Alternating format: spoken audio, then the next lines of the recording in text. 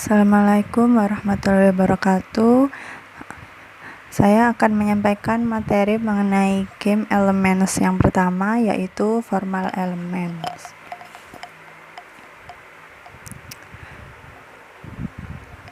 Apa itu formal elements? Merupakan elemen yang membentuk struktur game. Tanpa elemen ini, maka sebuah game belum bisa disebut sebagai game.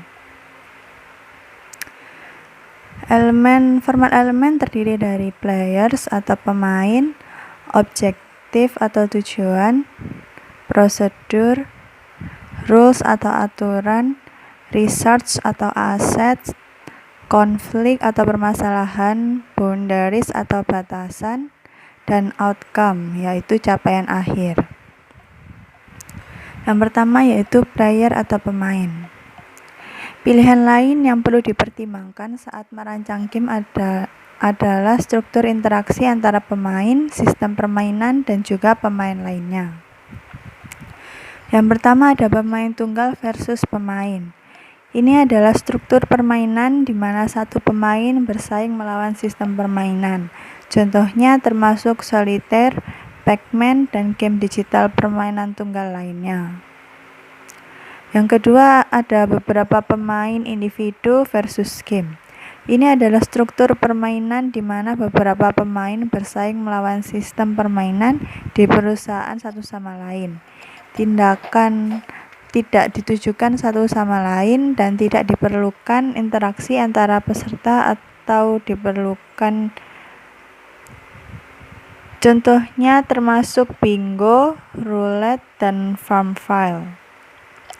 Selanjutnya ada pemain versus pemain. Ini adalah struktur permainan di mana dua pemain langsung bersaing. Contohnya yaitu checker, catur, dan tenis. Yang keempat ada kompetisi sepihak. Ini adalah struktur permainan di mana dua pemain atau lebih bersaing melawan satu pemain. Contohnya tag, dodgeball, dan permainan papan Scotland Yard. Yang kelima ada kompetisi multilateral. Ini adalah struktur permainan di mana 3 pemain atau lebih langsung bersaing. Contohnya poker, Monopoly, game multi permainan seperti Call of Duty, Black Ops, StarCraft 2, Halo 4, dan lain-lain. Yang keenam ada bermain kooperatif. Ini adalah struktur permainan di mana dua pemain atau lebih bekerja sama melawan sistem permainan. Contohnya Left 4 Dead 2, Journey, and Portal 2. Dan yang terakhir ada kompetisi tim. Ini adalah struktur permainan di mana dua kelompok atau lebih saling bersaing. Contohnya sepak bola, bola basket, tebak-tebakan, pertahanan kuno, dan tim benteng 2. Selanjutnya ada objektif atau tujuan. Game memberikan tujuan pencapaian kepada pemain. Sifat dari tujuan itu harus menantang sekaligus bisa dicapai juga. Tujuan bisa dibuat dengan beberapa pola. Tujuan dibuat untuk mudah dicapai oleh pemain. Tujuan dibuat untuk sulit dicapai sehingga permainan jauh lebih menantang. Contoh objektif dalam permainan. Yang pertama ada game Monopoly, yaitu pemain harus menguasai wilayah sebanyak-banyaknya. Ada game Plant vs Zombie, pemain harus berjuang agar tetap hidup yaitu dengan membunuh zombie.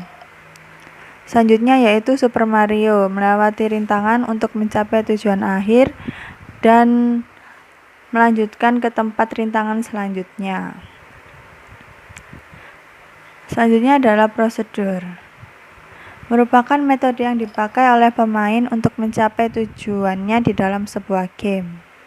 Umumnya, game melakukan metode starting action atau memulai aksi dalam game, progression of action, prosedur lanjutan sesudah aksi dimulai, special action, kondisi tambahan untuk elemen lain dari game, dan resolving action, cara menutup gameplay yang sudah selesai.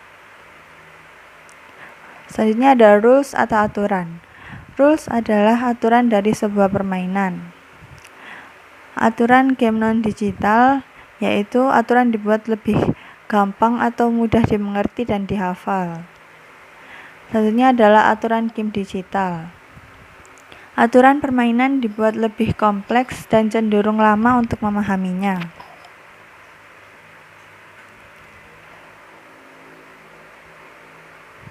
Dalam game My Cafe untuk aplikasi game di smartphone, kamu bisa mendapatkan tingkatan level atau level up jika kamu memenuhi jumlah star, yaitu dengan memenuhi semua pesanan pengunjung.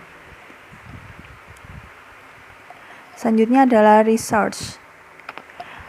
Resource adalah sebutan untuk aset atau peralatan, modal, harta, atau apapun yang dimiliki pemain sebagai media untuk mencapai tujuannya.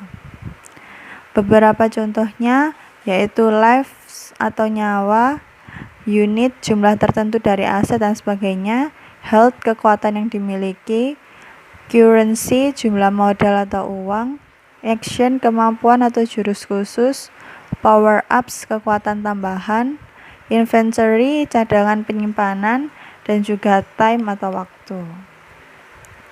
Konflik. Konflik adalah hasil dari adanya rules dan boundaries. Digabung dengan prosedur, maka pemain akan menghadapi tingkat kesulitan tertentu untuk mencapai tujuannya. Untuk mencapai tujuan, pemain harus menguasai skill atau mahir dalam tindakan tertentu. Contoh konflik, obstacle, halangan atau hambatan, oponen, lawan, dan dilema. Selanjutnya adalah boundaries. Boundaries adalah batasan antara game dan yang di luar game. Dalam pengertian lainnya, apa yang diatur untuk memisahkan yang diterima di dalam game maupun yang tidak diterima. Boundaries bisa bersifat fisik maupun konseptual. Jika fisik, batasan dengan dunia nyata, sedangkan konseptual, batasan di dalam game itu sendiri. Dengan adanya boundaries, jelas terlihat pemisahan antara dunia nyata dan game. Outcome merupakan akhir dari permainan yang tidak bisa ditebak bagaimana capaian atau hasil akhirnya untuk menarik minat pemain. Hasil dari outcome biasa berupa jumlah skor, pangkat yang disandang, kata menang, dan mendapatkan info, dan sebagainya. Dengan memahami bagaimana elemen-elemen ini bekerja bersama dan berpikir tentang cara baru menggabungkan elemen ini, maka kita dapat menciptakan jenis permainan baru untuk permainan kita. Praktik yang baik untuk desainer game pemula adalah dapat menciptakan jenis gameplay baru untuk permainan yang kita buat. Berikut referensi materi yang saya cantumkan dalam PowerPoint. Sekian yang dapat saya sampaikan. Terima kasih. Wassalamualaikum warahmatullahi wabarakatuh.